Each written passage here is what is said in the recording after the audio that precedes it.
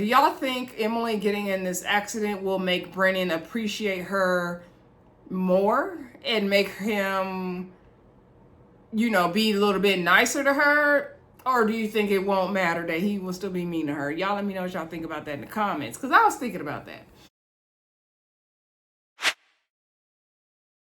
Hey everybody, welcome back to the Brandy Yvonne channel. Of course, I'm your girl, Brandy Yvonne. Here on my channel, we do fun reviews, recaps, and discussions of all of our favorite shows, y'all.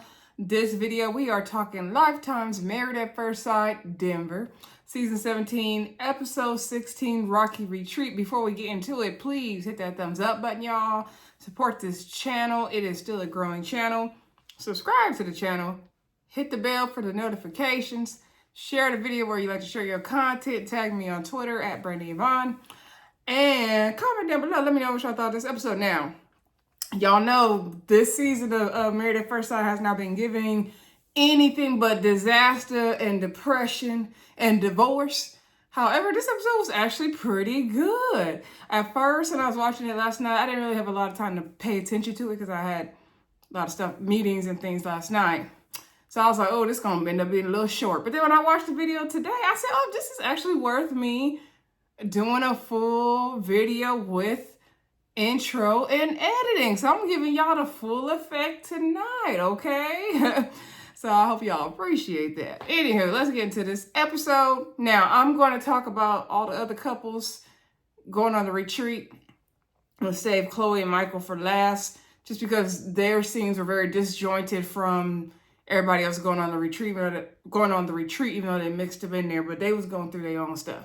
And their parts are very interesting to me, okay? Because Michael said he want to wear that pearl necklace, okay? Anyway, let's get to the episode. So we do see everybody getting ready to go on the retreat, the couples, that is. And we use the word couples very loosely here. So we have Becca and Austin getting ready. Austin said, they're packing. He said he want to try to practice some of the intimacy things that Dr. Pia said they should work on. He ain't gonna have sex with that lady at that retreat. Now, come on. Anyway, so that excited Becca. We see Emily and Brennon getting ready to go. Emily says she down on Hope because he's not putting in any effort. He barely wanted to carry her bags out. Claire says she felt bad about going on the retreat as a couple, as a single lady. Even though it's for couples, Cameron is still recovering. He don't be answering his phone like that. She felt bad to even go have fun without him, but she knows he would want her to have fun. I feel like Cameron is really just down to the house, ignoring Claire's calls. He is at home, happy not to be on camera anymore, ready to get this divorce, and he's just happy not to be in the process anymore, okay? That's what Cameron's doing. He done been out the hospital, okay? But hopefully he is doing okay. We don't really see Lauren and Orion preparing, but we do see them show up later on. Ugh, Orion could have really stayed home in his green truck. But anywho. All right, so on the way there, we see Becca and Austin. They're talking about what they're looking forward to. Becca says she's trying to get to that D. Austin said he wants to get to know Chloe and Michael more. So that's what he's looking forward to. In the car with Emily and Brennon, Emily said, she wonders how Orion and Chloe's honeymoon went and when they'll arrive. Why are they arriving late? And Brennan was like, you mean Michael and Chloe? And she's like, oh yeah. I was like, girl, stop. Now, I know we did say, because I used to think Orion and Michael were the same person the first episode or two, but now I feel like we are insulting Michael by saying that Orion even looks like him. No, they are not even close to the same. Michael looks way better than Orion does, okay? Anywho, they're hoping that their honeymoon went well. Emily said she should have texted them. And she said, hopefully they're having fun. They better cherish the fun while it lasts and all this stuff. You know how she has that sinister attitude. And at this point, I'm really tired of both Emily and Brennon. At this point, both of them can go. Just call it quits. Like, I still feel sorry for Emily, but if you're not going to speak up, if you're not going to try to get out of the situation, you're going to just be throwing shade at everybody else. Like, you can go as well with Brennon. There's a reason why y'all got paired, and I kind of see it now. Anywho, we get down to the retreat. So Austin is very excited because the home that they're staying in is somebody that played on the Denver Broncos. They never would say the name, and they never said it on the after party as well. But I'm sure somebody then already investigated and told who it was. But that made Austin very, very excited. Becca was like, yeah, football, like, I'm happy for you, but she was not. She didn't see the point. Austin shared on the after party that he knew it was that famous football player's house because he's like 6 degrees separation from the chef, I guess, that cooks for that football player. And he recognized the like videos and photos she would post. So he was like fanning out. Okay. He was very excited to be there. He even wanted to sleep in the bed. Okay. Anyway, so they're touring the house. The house was really, really nice. I love that giant fish tank. That little arcade room where you could play the little like basketball and all that. That was cute.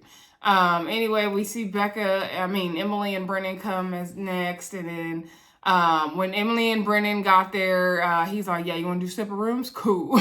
And so she was like, oh, fine. Like, I'll just take his lead. I was like, separate rooms, Brennon? Really? Like, what did Pastor Couch just tell y'all? Like, why would you go on a couples retreat to have a separate room from your wife? Like, that's just horrible. I just can't stand that man. Cannot. He about to be in the same book as Orion as far as I'm concerned. But y'all let me know what y'all think in the comments. Anywho, then I think Claire comes. She says it's really weird being there without camera. She bringing a whole bunch of stuff in her hands. I was like, girl, what you came to do? Orion come in his green truck. He brings some beers. He said the traffic was bad. He complimented one of the men on their mustache. I was like, you surely would. Anywho, no one's sure if Lauren is coming or not. You know, everyone's kind of talking, chit-chatting.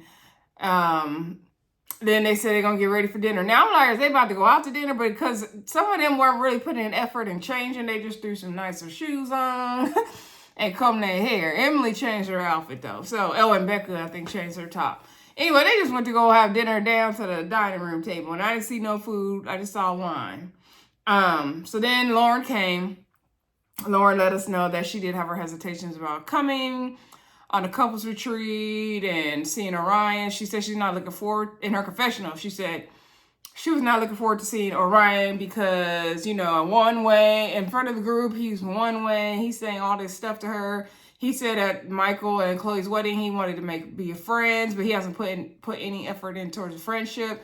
So she doesn't, you know, like that. She doesn't feel like it's worth talking to him. Like, he's saying one thing, but then he doesn't put the effort in. I'm like, girl, why you even want him to be your friend? He's dismissed.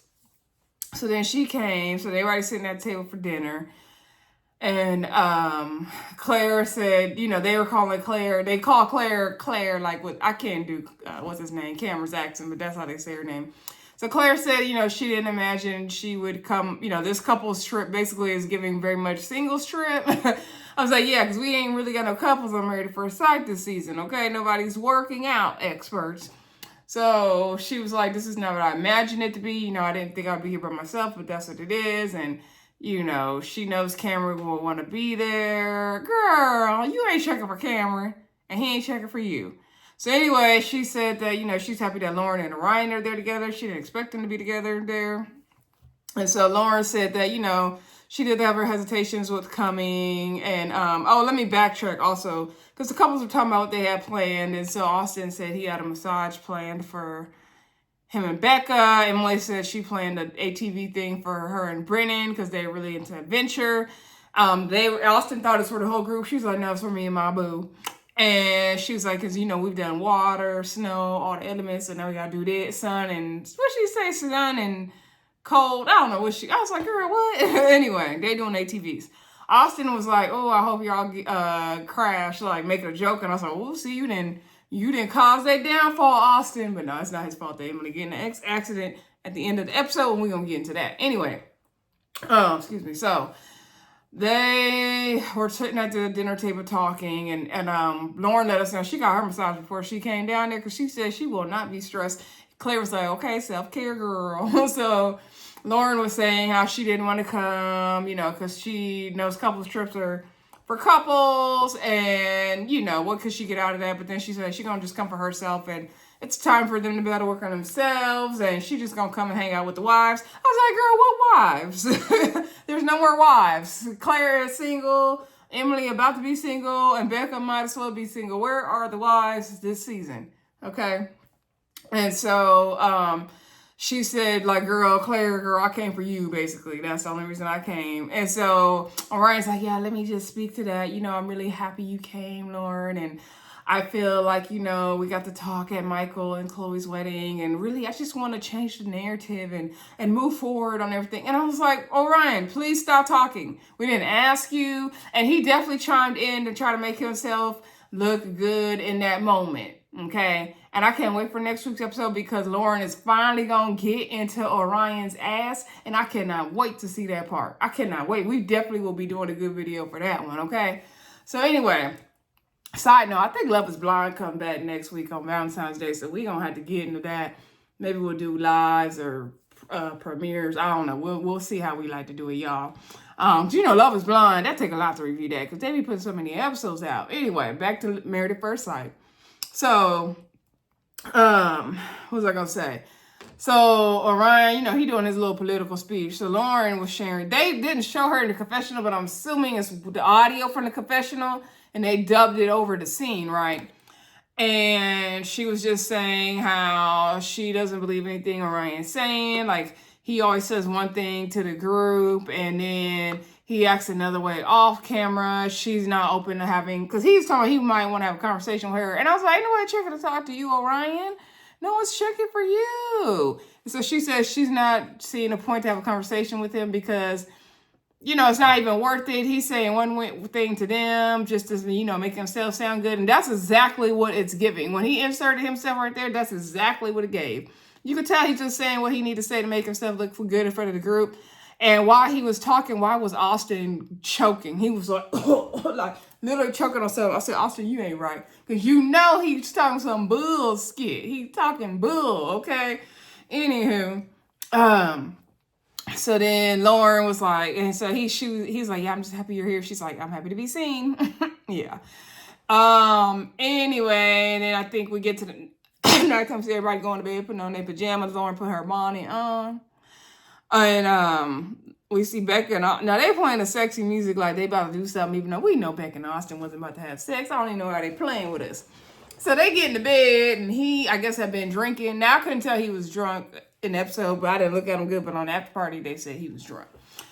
So Becca goes lay on his chest, and they said 1 hour later he got up and he taking the covers to go to the other room. So she was like, I don't know what happened. He just got up. So he was like, you come with me to the other room if you want. And I was like, what's the issue? So he walked all the way to the other side of the house to go sleep in the other room. Now, I don't know if it was like the owner's quarters or the better room or what it was. I think it was the room he originally wanted. I don't know. So Keisha Knight Pulliam did ask him on the after party, like, what was that about? And so he said that really he was just like fanning out, and he wanted to, you know, sleep in another room, and he did want Becca to join him, but, you know, she didn't do it. And so basically Lauren and Keisha Knight told him, like, okay, you weren't really inviting. And Lauren said, like, we can hear you bumping all through the house because you was drunk running into the walls. And Becca was just hurt that you didn't come with her. Like, you didn't, like, make her feel welcome to go in there. And he said, like, he did want her to go, but maybe that message, you know, he felt like maybe she didn't want to the way she reacted. And the thing is, you were like, if you want to come. So that's why it was giving you really didn't want her there. And I was just like, why would he go sleep in another bed and your wife is right there? Like, and why did you need to go sleep in another bed? I don't know. Austin is just weird. Like, I can't figure out what the issue is with this man. Like, why he would not have sex with Becca. Y'all let me know in the comments, why do y'all think Austin will not have sex with Becca? Now, I have a few theories, but I could be real wrong, okay? So I don't know. I think it's beyond the religion thing. I don't know if he's just not physically attracted to her. I don't know what it is. I think he might be interested in some other things. I don't know what it is. He don't want that lady at all. Oh, it's just terrible to watch. Anywho, the next morning we do see... we see Claire and Cameron go play basketball. I mean, not Claire and Cameron. Cameron can't play no basketball. He recovering. Claire and Lauren go play basketball. Claire says she used to play basketball. She's short, but she played. She was handling that ball. I told y'all Claire loved her being around some black people, okay? Anywho. No, not just black people play basketball, y'all. I'm kidding. So anyway, they were talking about, you know, everything, and Claire said that, you know, even though Cameron's not there and she wants to be there for him, but he's the type to go through things alone. And she tries to keep reaching out, and she knows she just has to let him do his own thing, but she really wants to be there for him because that's the type of person she is. And I'm like, girl, you ain't checking for that man. And so then Lauren was saying that her and Claire were kind of in the same space or same place, but Claire was like, well, me and Cameron, she's like, well, you and Cameron are on good terms. And Claire was like, oh yeah, me and him are on really good terms. I was like, what? Claire.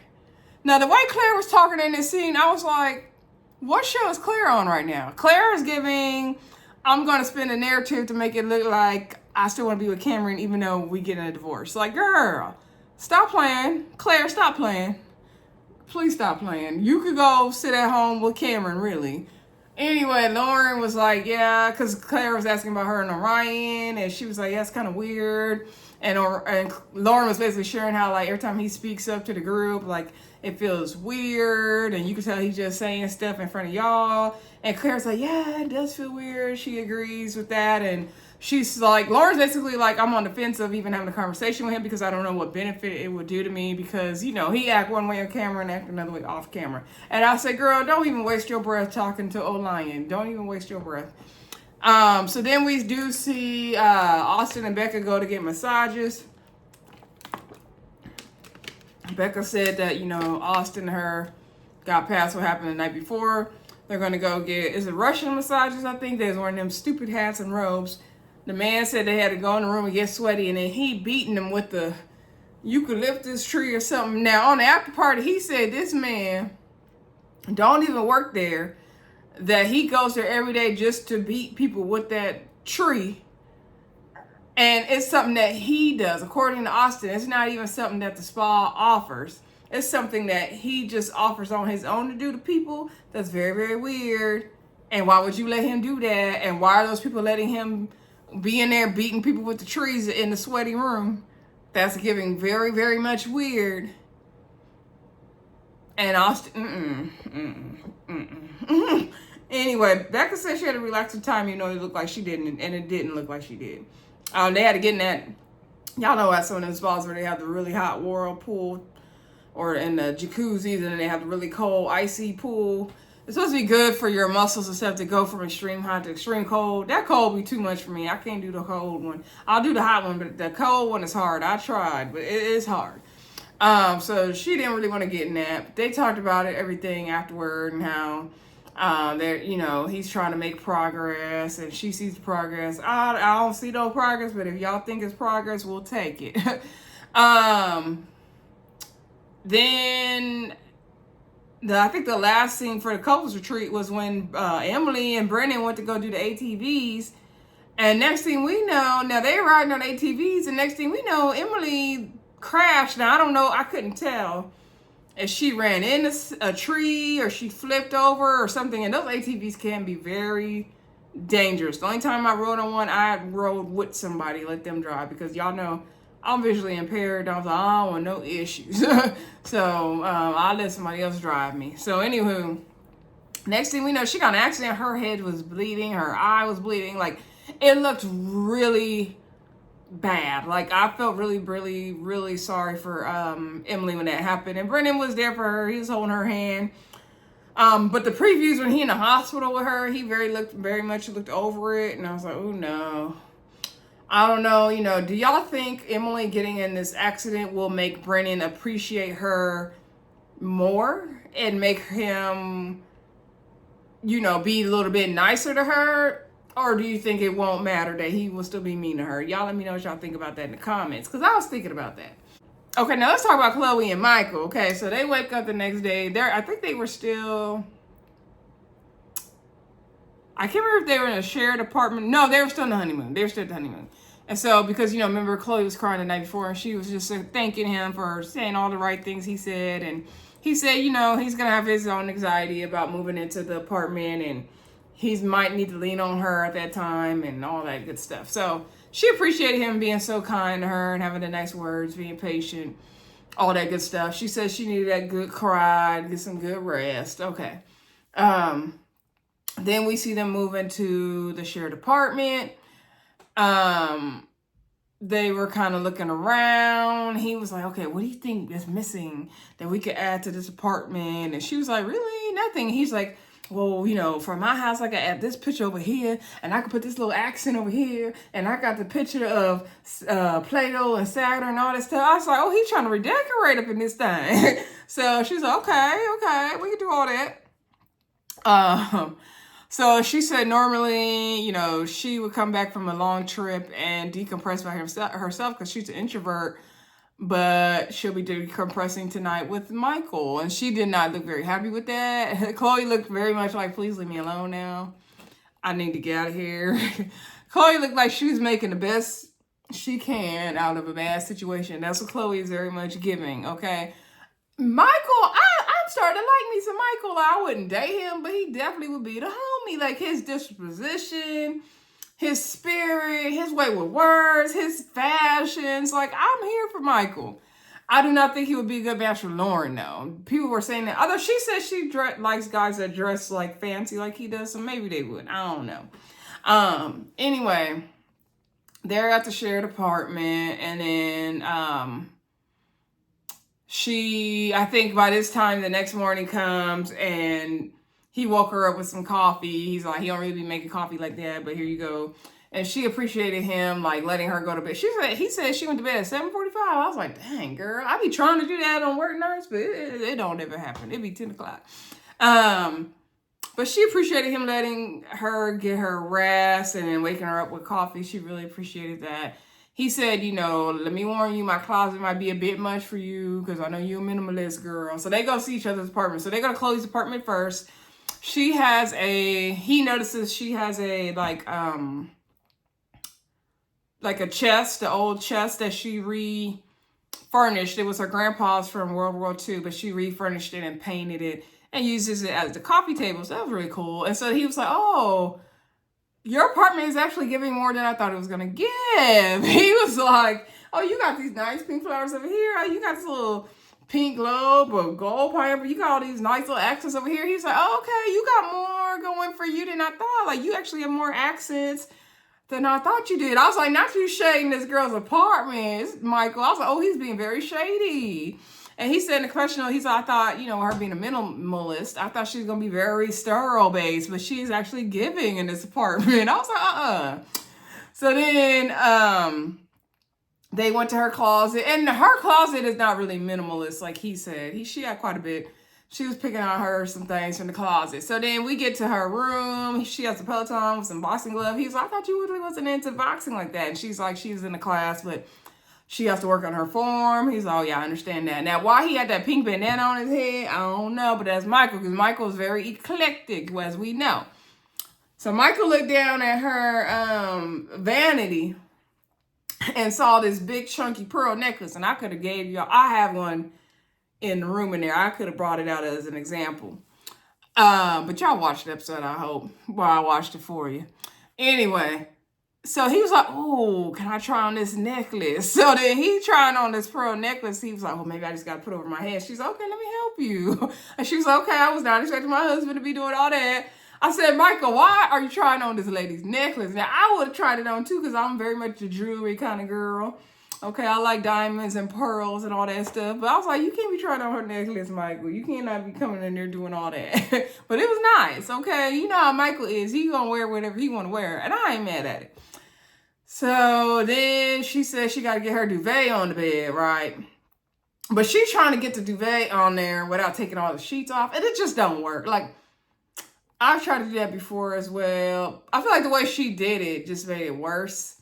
So she was like, I need you to help me. Like, this is going to look crazy, but it's the only way I'm going to do it. So instead of just taking all the sheets off, she went underneath the bottom sheet to do it. But really, she could have just pulled back each side, pulled the duvet up, and then put that side back. You know, she could have did it side by side or just pull it all off. Since it was two of y'all could have got that done quick. He wasn't really doing that. And he told me, oh, I want to tie you up in these sheets. And I want to do all this stuff. He's like, oh, I'm going to need a cigarette after I see you do this. He was not helping. He was too busy looking at her behind under them covers. She was like cracking up. She's like, I did not think he would get turned on by that. He said, you need a cigarette after all that, honey. All right. Anyway, then I think at this time, they go to his apartment. His apartment looks nice too, and so he was showing her his work area and all the stuff he has going on. So they went to the closet. He had quite a bit in his closet. They're packing up stuff to take on the retreat into to the shared apartment. So he was showing her all his shoes, and he's like, "Oh yeah, this pink jacket right here. I feel like you would be wearing this," because Michael said she was wearing all his sweaters and stuff down to the honeymoon. So he want to see her wear his jackets and sweaters and stuff. I said, "Okay, Michael, okay." And so then he said, "Yeah, put on this pink puffy one right here." And she's like, "Okay, I feel good in this. Okay." So then he begins to show her his skirts. He's like, "Yeah, I feel like this skirt right here reminds me of like something a sumo wrestler would wear because it's like shorts. They got like a flap in the front and a flap in the back." And I was like, "Well, that's like a skirt. Ain't that like a skirt on the shorts with the look like a skirt in the front?" That's more of like a skirt, Michael. Let me find out you got you some skirts. So then Chloe's just looking like, "Oh my gosh, like what did they pair me with?" She telling the animals, because she got to meet his 2 pets that were there. And she was happy about that. She said her pets are being watched by her cousin right now. And she was like, "Y'all's dad likes to wear skirts." And then she was like, "I just was not expecting, my husband to be pulling out skirts." And then he pulling out other skirts.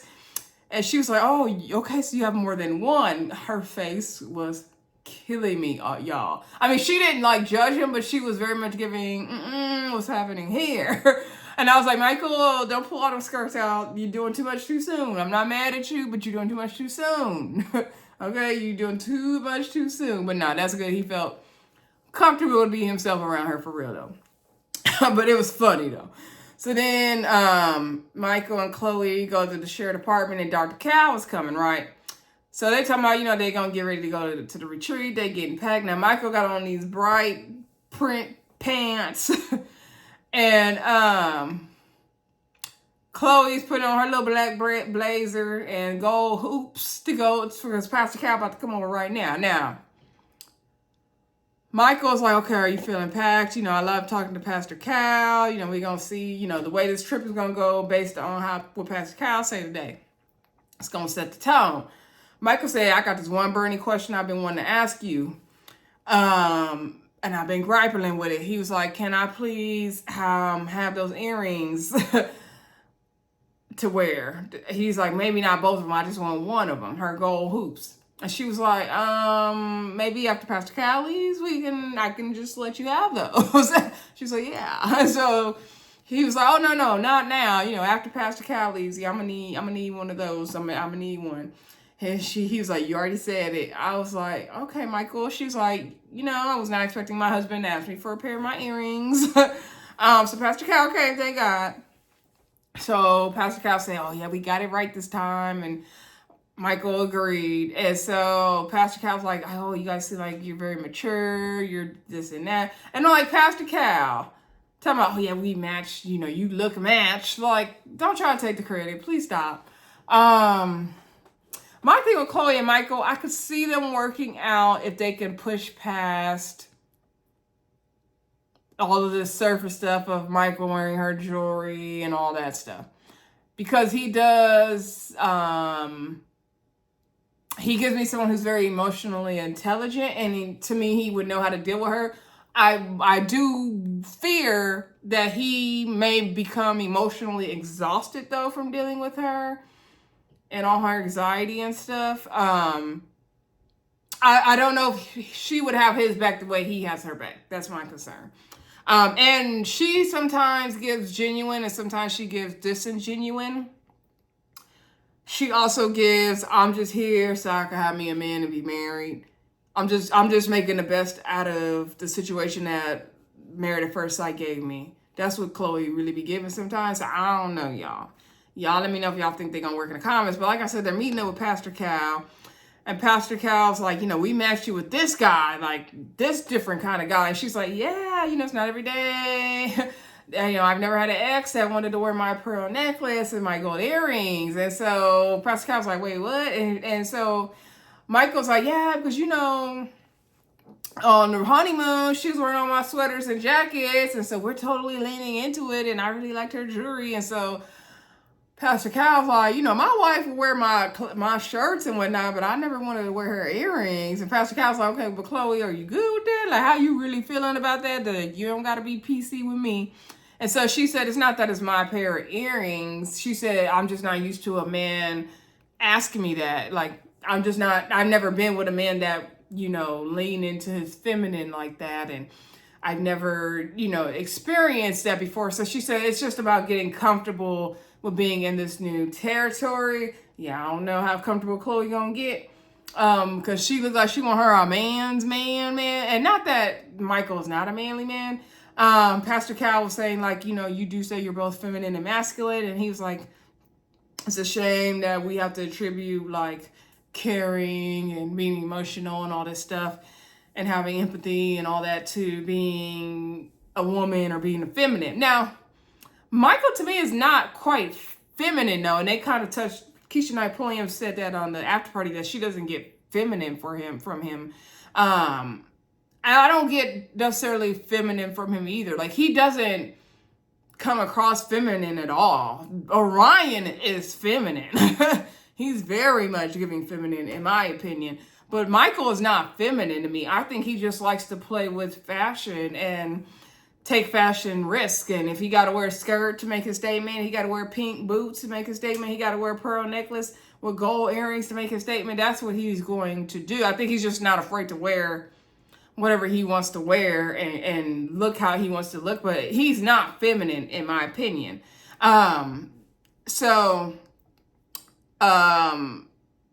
Pastor Cal was like, you know, as long as you're comfortable with that and you guys are both comfortable, then it's fine. He said they seem like they're very mature. They're building a connection. He asking them about emotional intimacy and all that. They said they're working on it. They're not quite there, but they are building those things. They've had lots of conversations about it.